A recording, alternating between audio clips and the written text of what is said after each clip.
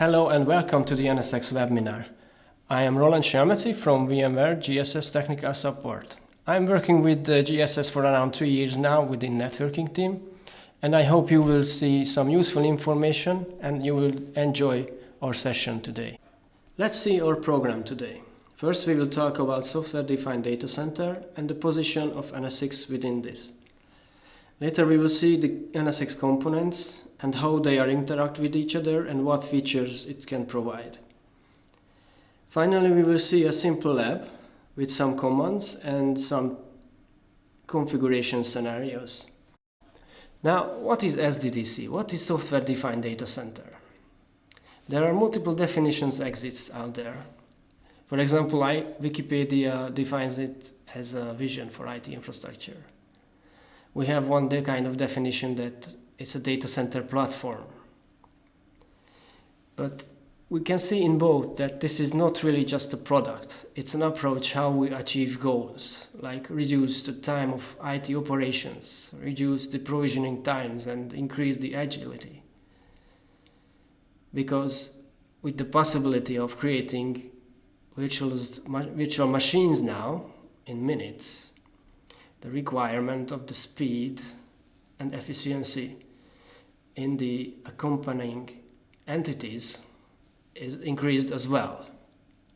Now for that, this software-defined data center was created, came up as a solution, and not with just a product, but multiple products together. Within an average data center, the intelligence, the software, and the configuration are bound to the ASICs. It's very vendor logged in, and the configuration and all the other options for the software is very vendor specific. Mostly manual configuration and management available, even though automated processes exist, but this is not across vendors. Now with the software-defined data center, it is possible to have the intelligence, the configuration, monitoring, and the setup in software. It is very hardware independent and allows us to have automated configuration and management across multiple vendors. The SDDC is decoupled from the underlying hardware and takes advantage of any underlying network, server, and storage hardware. This is now location independent and can be in a single data center, span across multiple private data centers, or even span into hybrid public data centers. It consists, for example, virtual machines, the virtual networks, and the virtual storage. Now, today our main focus is the virtual networks. Virtual networks within VMware is basically the VMware NSX. That is the product what we are going to talk about today. In the following slides, we can see a basic detail about the NSX components. What are these, how they are interacting with each other, and what features they can provide. The NSX components can be divided into various blocks or planes. Beginning from bottom, from the physical network, the first one is the data plane. This is the scaled out distributed forwarding module using hypervisor kernel modules such as logical switches, the distributed logical router, and the firewall, which is distributed as well. Also we have here the NSX edges as VMs managing this or configuring these entities. The next one up is the control plane where we can see our NSX controllers. These are responsible for managing the logical networks below using its control plane protocols, and it's providing a separation of control and data planes. The next one is the management plane, which is the NSX Manager itself. That's where we can configure all the entities below that using a configuration portal through the vSphere web client or REST API calls. The next level is the consumption platform, which is not really an NSX entity but can use it for any purpose. especially through REST API calls, for example, the vCloud Automation Center or OpenStack, OpenCloud, or any custom management portal. This is where we can consume all the services provided by NSX. What we can see here in this slide is just an example where and how can we put our NSX components into various clusters. There are multiple clusters can be seen here with multiple racks, and the NSX components are put into its separate management cluster and racks away from the compute clusters where we have our data traffic or data plane with our VMs. That will provide us with a pretty good separation of these two basic functions, these two planes, and above that we can see or we can use our consumption platform, which is in this example is the vCloud Automation Center. The logical switching in NSX is based on VXLAN virtual wires. It allows us to use multi-tenancy across data centers to be location independent. The same tenant can be whatever data center we can choose. Also, the same tenant can use layer 2 network across the board, across all the data centers prepared for our VXLAN infrastructure.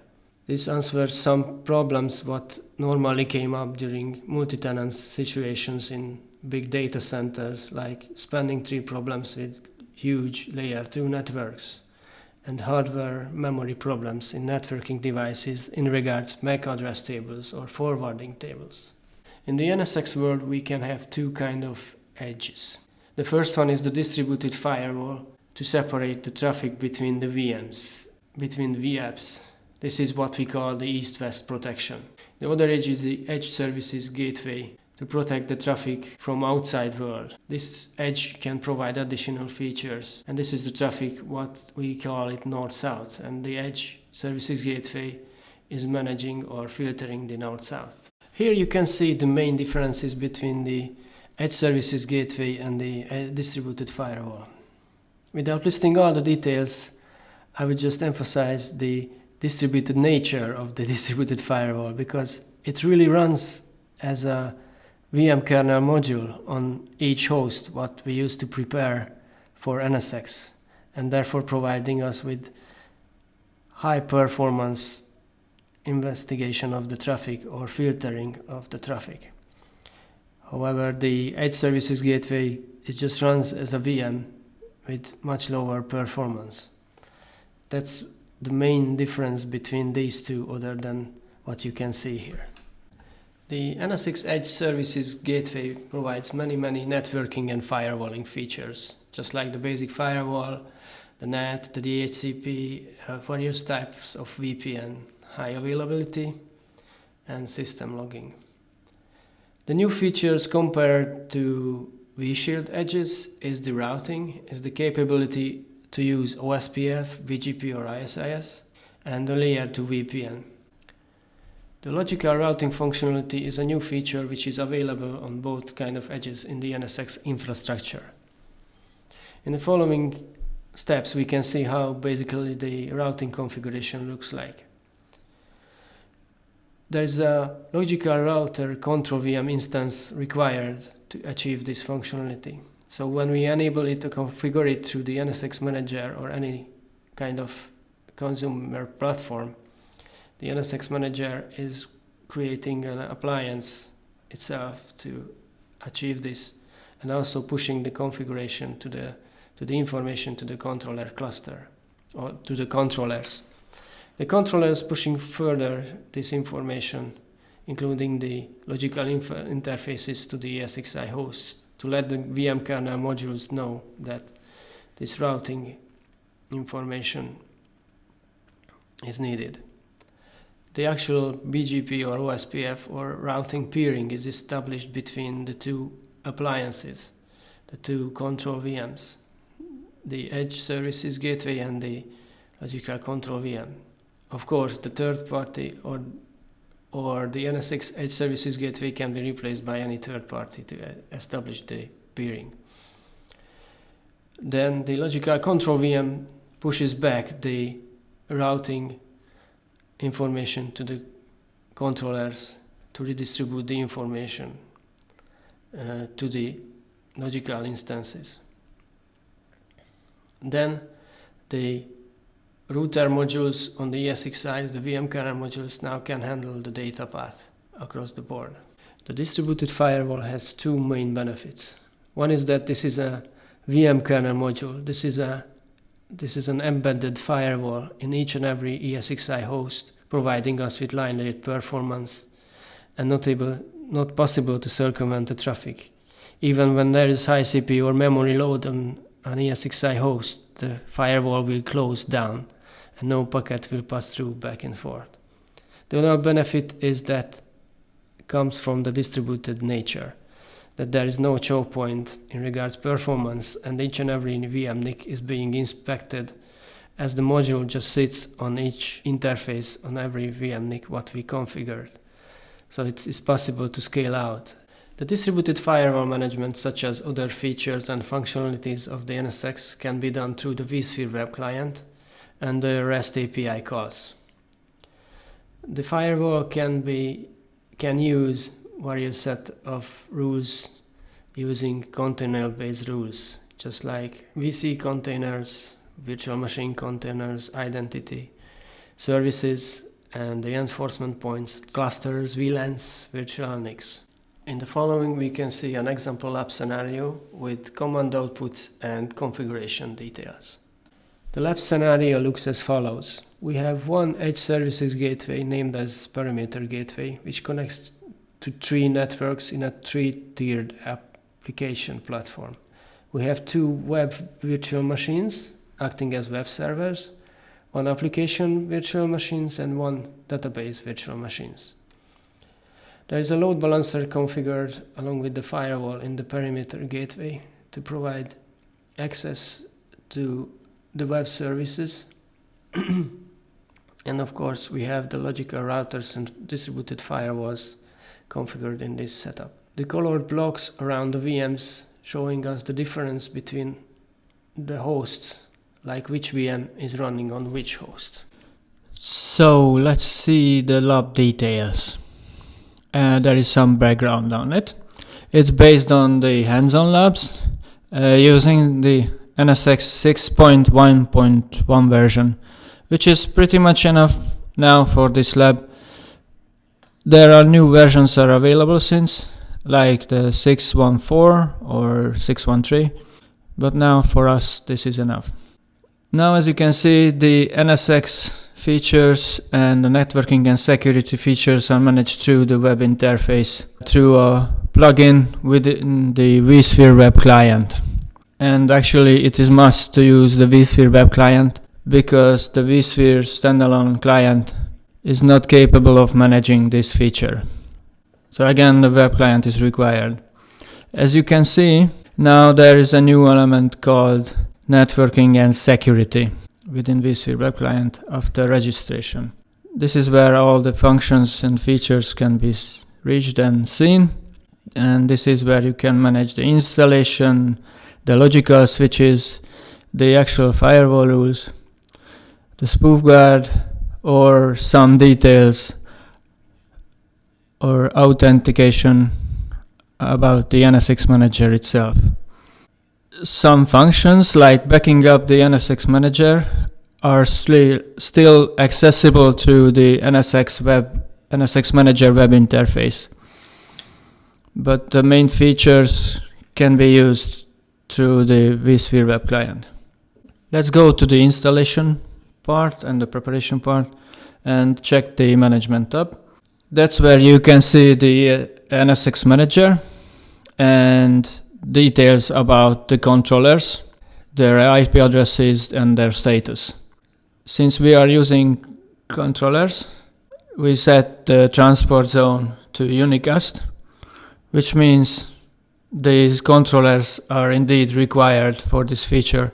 As you can see, we didn't even set up the multicast address range for this segment, and we are getting all the details about VXLAN, ARP tables, MAC tables from the controllers. All these details are coming from the controllers. Again, we don't have any multicast range here. Only the segment IDs are configured here in the segment ID range. The service deployments, that's where you can prepare clusters for endpoint security, and you can prepare the clusters for third-party integration, like integration with Palo Alto. Now this endpoint driver is called guest introspection driver. It was called vShield endpoint driver, but now it's guest introspection driver. And we prepared 2 clusters here for this feature now. For this lab, we also have logical switches for each tier. As you can see, application, database, web, and there is one more called transit network to get out to the external world, to the external edge, a communication between the 2 kind of edges. So for this lab, we have 2 edges, one of each type. The names are self-explanatory. One of them is the Edge Services Gateway. That's what we call perimeter gateway. And this is the device handling the load balancing functions for our testing. The Edge 2 is the second edge. This is the distributed router or distributed firewall for ourselves, where we are managing the connections and the firewalling between the VMs and the logical interfaces or the so-called logical switches. Again, this is handling the firewalling functions as well, what we can see in the later section of this lab. Also, it is handling the routing between, so there is routing between these 2 edges.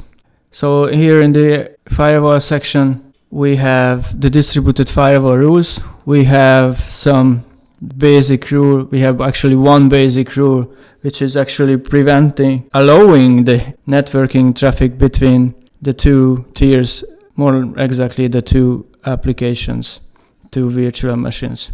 In this lab, we don't go too deep into the other features like the service composer or the spoof guard, but we will see some activity monitoring details later on.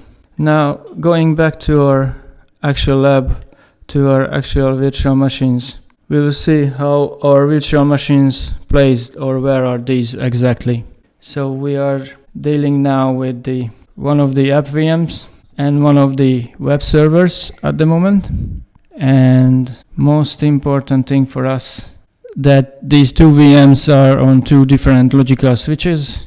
The web VM is on the web tier and it is running on host 2A, and the app VM is connected to the app tier logical switch and it is running on the 01A host. So different networks means different logical switches and different hosts even.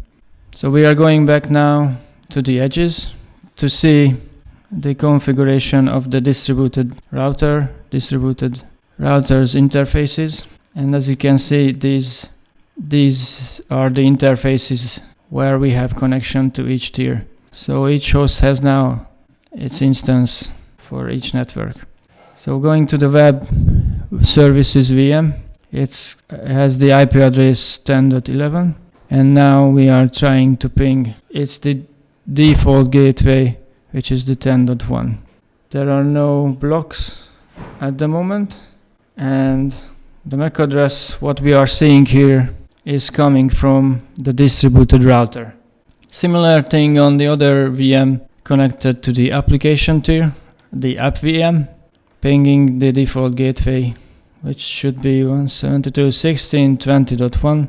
We are getting reply, and as you can see, because we are dealing with distributed behavior, the distributed firewalls, distributed routers, the MAC address of the default gateway will be exactly the same, because there is no need to be separate on each host.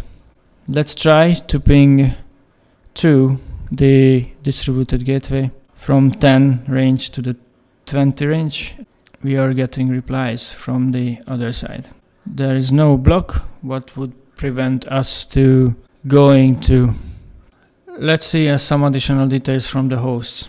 This is host 01A and 02A, looking for the VMs running on each. So the web virtual machine is running on 02A as we saw earlier, so that information was actually correct. The VM has only one interface.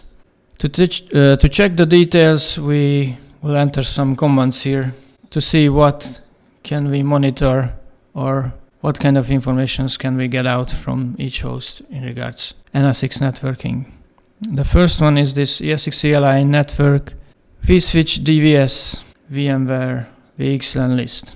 This will list us the distributed SwitchI, the name, the MTU, what we are using for the VXLAN networks, and segment IDs, the gateway on this subnet, and the default gateway, the MAC address.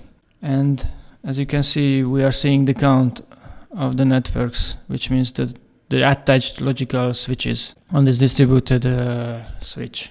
We have another command to check the same details, net-vdl2-L. It's a list. Going back up, we see the header of this. So that command lists the VXLAN virtual wires and the preparation status of this ASXI host, what port we are using, and are we in sync with the controllers, which DVS we are using here, the segment IDs, the gateway IP again, the gateway MAC address again, and of course the VM kernel, what is the VTAP, the VXLAN termination endpoint. Again, the segment IDs, the gateway IDs, these are useful to have if there are discrepancies. Default gateway is required if there is a difference. There are different subnets. And on the bottom part, we can see the VXLAN logical switches, the VXLAN virtual wires with their IDs. It's called VXLAN networks here. And as you can see, we have the IP address of the controller which is managing the actual VXLAN virtual wire, virtual network or logical network. It has many names actually, but different VXLAN networks are handled by different controllers. 5002 is being handled by the 203 controller. We have the information about VXLAN networks or logical switches. Let's see some other commands, some additional details about the VXLAN if we specify the distributed switch details and the names. EDS name, let's just copy the details. Compute VDS. The VXLAN number also we require. Oh, that's VXLAN ID. Again, we have the ID of the VXLAN logical switch. Our entries. It's just confirmation that we are getting the same details in two different outputs, and it is really correct. You can check through all the virtual wires present on this host. Let's go further, checking another command. Some more information about the distributed router. There's another command called NetVDR. The first command is with the switch -I, uppercase I, and -L. This is showing us the distributed routers on each host, if they are prepared and really present. That gives us this name, default plus the edge identifier, what we saw earlier in the GUI. The controller IP again, what is managing this VDR details, and the control plane IP. And if the control plane active, it's the same information what we had in the other command. Now we are going to list the logical interfaces on this distributed router. We need the name of this entity, -uppercase L, -lowercase l, and we can see these names.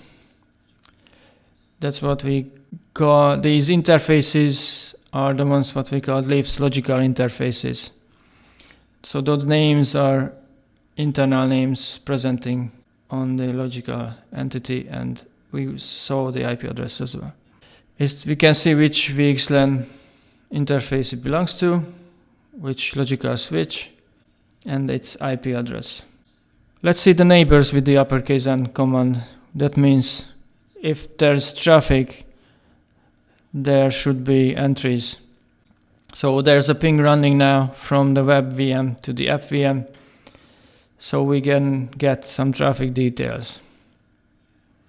We have now MAC address information of this virtual router, the MAC address and ARP details.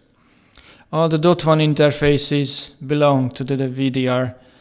They are present locally. As you can see from the flags, these are valid, and the I means it's an interface on the VDR. And it's MAC address. These are the MAC addresses what we saw earlier when we did the ping to the default gateway from each virtual machine. Now we can see other IP addresses, the 10.1. This IP belongs to the Edge Services Gateway, and this 10.5 is just for the OSPF details. It's for the routing. It's also present locally on this VDR, and that's the MAC address again. So the other IP address is the 20.11. Is this the local VM itself? The app virtual machine. And the 10.11 is the other virtual machine on the other host. As you can see, the 10.11 is the local machine on this host. This is the web VM. The L flag means that is local. And that's where we can see the MAC address of the VM. So the other machine has just a V as a valid flag. It's not a local, it's coming from. It's actually not locally connected. And it gives us the port numbers where the VDR can see these MAC addresses. It is pretty useful for traffic troubleshooting. This was the neighbor table, basically, of the VDR. So some connection and traffic details. We can see the packets going through. What the VDR is counting. These are, as you can see, these are increasing. Again, just checking the MAC addresses. The VDR MAC again presents the MAC address of the VDR, the distributed router interface, and the ping is running. There's one field called packet skipped. Actually, I don't know what that means at the moment, but we can get more information. Again, that's the MAC address of the distributed router for each interfaces. What is it connecting to? Since we have the distributed firewall as well, we have a command to check the details for that. That's the VSIP IOCTL command. But first, we can use another command to check the filters on the ESXi host. Because in the next steps of this lab, we are going to see the traffic change, the behavior change if we change the distributed firewall settings, like disabling the traffic. So back to here, checking the filters on an ESXi host, we can use the command summarize dv filter. That lists all the filters on the distributed switch at the moment in order, even the ESXi local firewall, and the fourth one is the dv filter, what is the firewall itself, and as you can see there was a bridging filter as well. Let's look for our VM. Here is the detail of our VM. This is the name of the second NIC. This is the filter actually, name, yes. The fail clause means if the dv filter fails, the traffic will still pass through without blocking the traffic to and from the VM. These names, what we are interested in at the moment. We need these filter names to check further the distributed firewall filters and rules. This is basically what we need for the next step. This is what we are going to use here. And that's where we are going to use this VSIP IOCTL command now. We are listing the filters. So these are the filters what we saw earlier in the summarize dv filter That's where the distributed firewall applies its rules.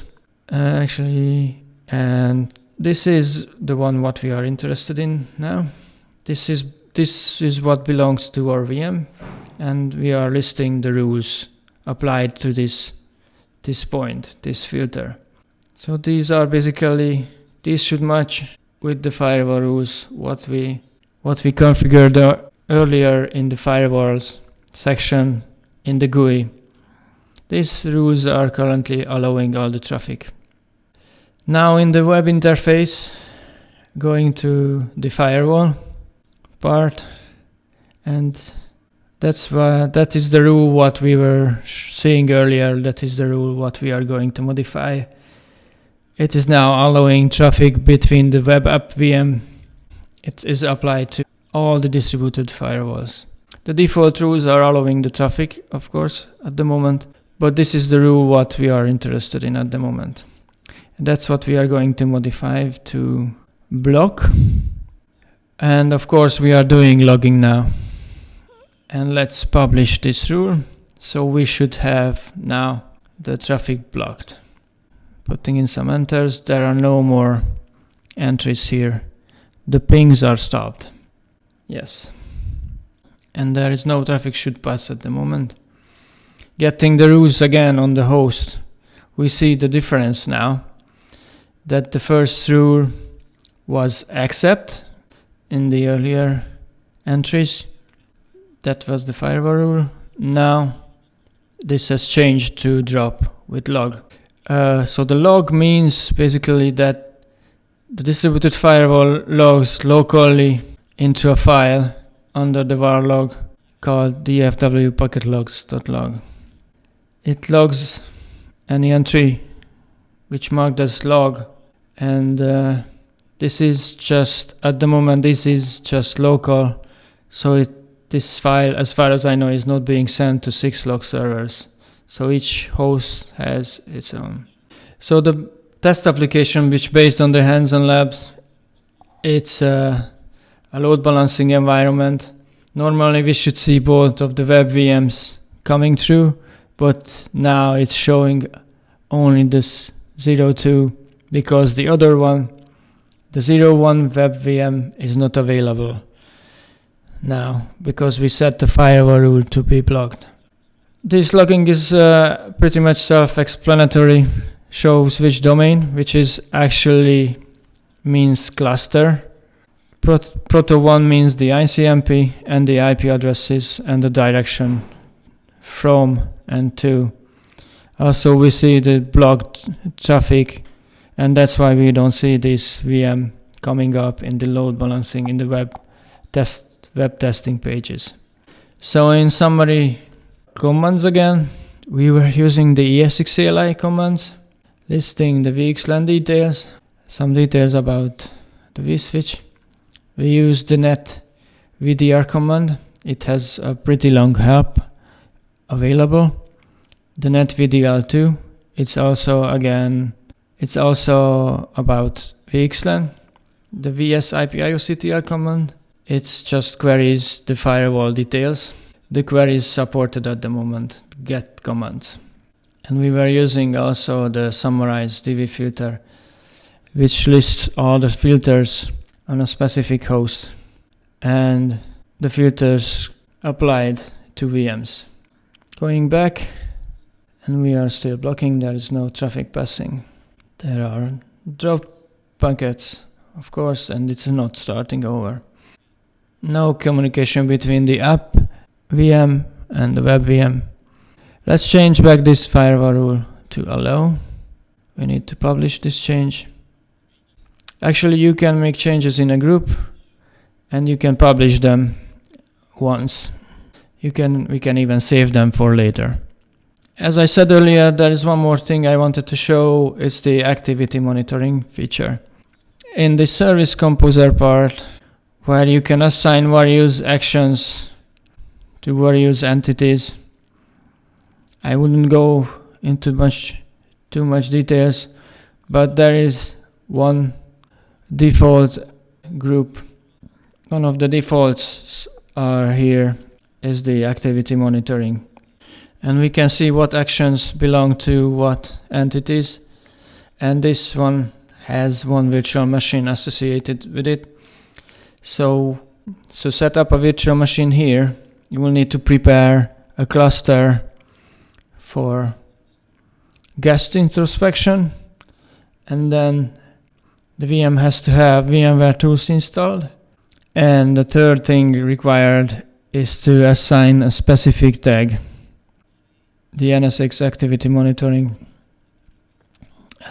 is enabled for this virtual machine through its setting.